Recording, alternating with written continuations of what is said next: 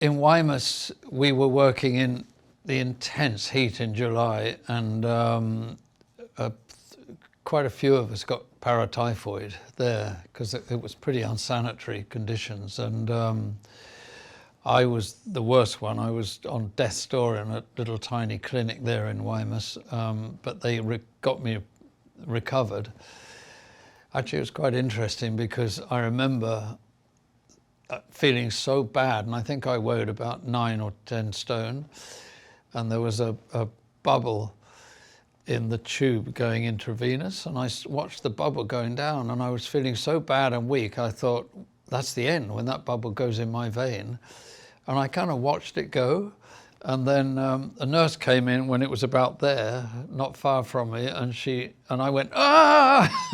She went like that, and it went straight in my arm, and I waited. Nothing happened, and they were laughing, and they explained afterwards it was a different vein. But I remember on the wall was a poster of Scotland, and I think that was the thing. I thought, you know what, I'm not going to die in Mexico. No, this is not my destiny. So I arrived in Santa Monica. We were asked to go to Guthrie's restaurant, which is on Lakeshore, very famous in Malibu.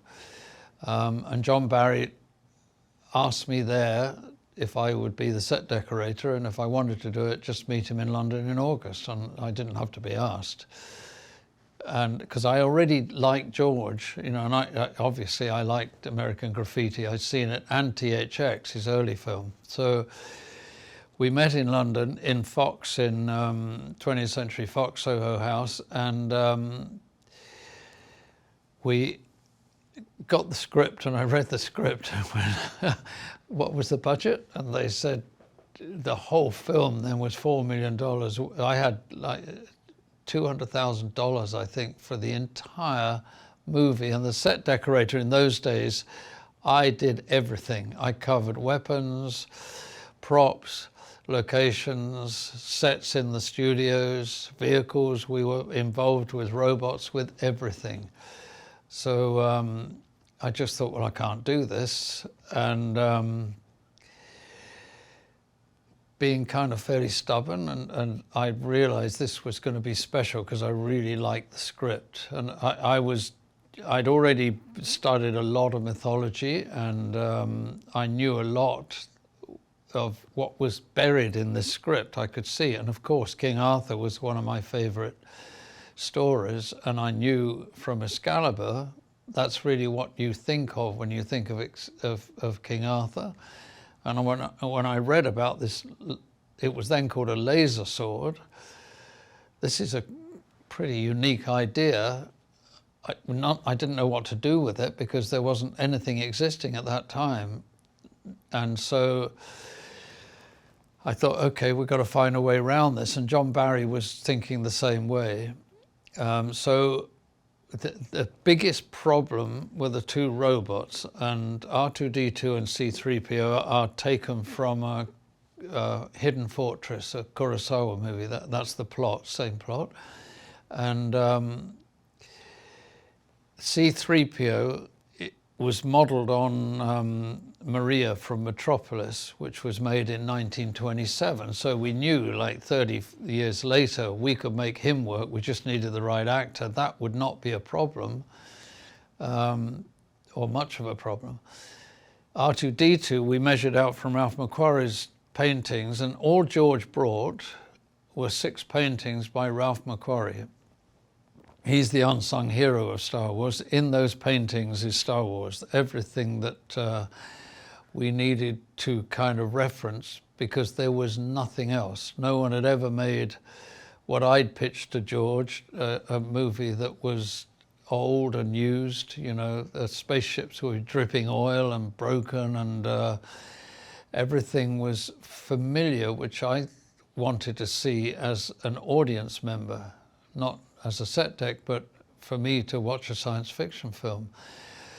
So the first thing we ever did was try to work out how on earth we were going to make R2-D2 work. And I suggested, because the Daleks in Doctor Who frightened me as a kid, and they had people inside them walking around. So that's what we discussed, George managed to cast Kenny Baker, and we gave him orders. He couldn't be higher than 3'8", because R2-D2 could only be 4 feet. That was the correct height.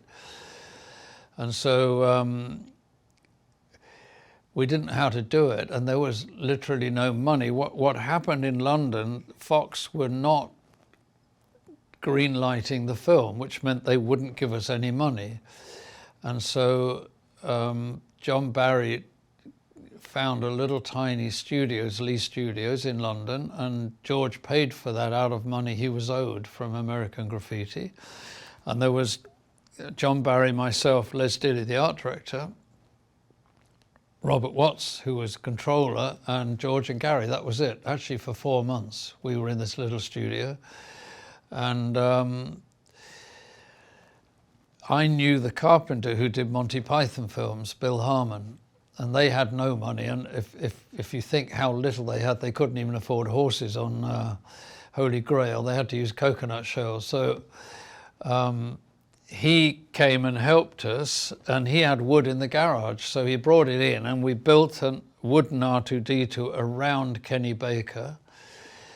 We had to make him walk in two-legged mode, otherwise the film couldn't go ahead. And so we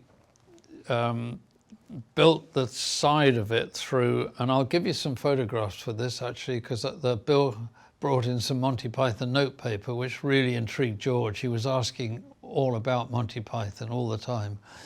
And it was one that I designed Life of Brian with Terry Gilliam, so it was part of the kind of experience coming through.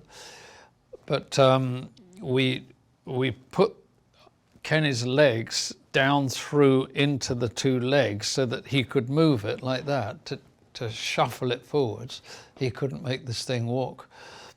And then we needed a top to make it look better, so I went round to the scrap heap next door, where the old lighting company, and in the scrap thrown away was a rifle lamp that was used on film sets.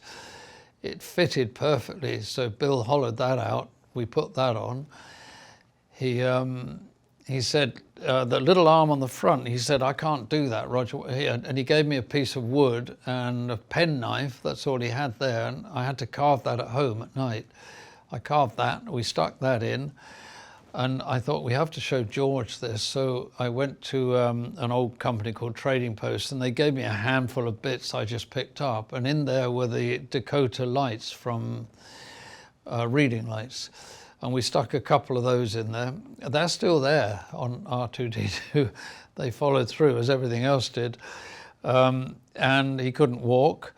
So we got some of Kenny Baker's boots. He stapled those in the bottom of the leg so that he would be attached to it. He still couldn't move it. And part of the junk I picked up, there was a fighter pilot's harness. I don't know why I picked it up, but it was there. And we stapled that inside R2-D2. And Kenny could wear then like a rucksack, and he took the weight of it, and he actually did 3 steps before he fell over, and George and Gary were there, and that was it. That was the moment Star Wars triggered.